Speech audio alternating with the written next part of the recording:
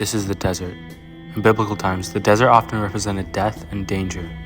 Not only did the lack of food and water make things dangerous, but the roads were underdeveloped and it was common for robbers to roam the land, picking on easy targets.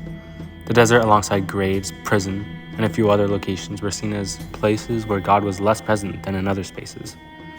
But in Isaiah 35, we get a promise that the desert will be turned into a beautiful, flowering place. This passage says that the desert shall rejoice and blossom like the crocus, comparing the beauty to the glory of Lebanon, the majesty of Carmel and Sharon. These three locations were known for the fertility of their land, but not too long before Isaiah 35 was written, each of these places was held captive by the nation of Edom. Under Edom's rule, not only did the people suffer, but the land suffered. In the chapter just before Isaiah 35, the destruction of Edom is recorded, and in this chapter, it says that these three lands and the other lands that Edom had held captive returned to their former fertility and glory. This makes the imagery of Lebanon, Carmel, and Sharon so much more powerful than we might understand today. Isaiah also goes on to say that not only will the desert bloom with flowers, but that there will be a path that only the righteous will be able to walk on. Isaiah 35 says that no lion shall be there, or shall any ravenous beast come upon it.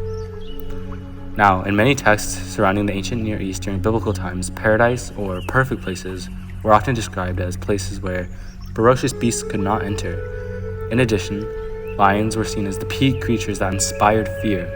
Those who could conquer and tame the lion were seen as the most powerful. So not only is God describing a perfect paradise, but He's reminding us of His power. He's reminding us that He can protect us even from lions. So when will all of this happen? Well, the Old Testament prophecies often had two purposes.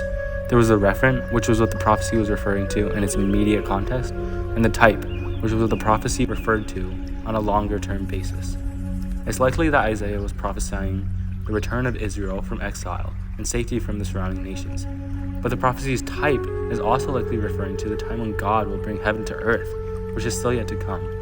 How exciting is it that each of us who believes have the opportunity to see the contents of this passage truly come to life?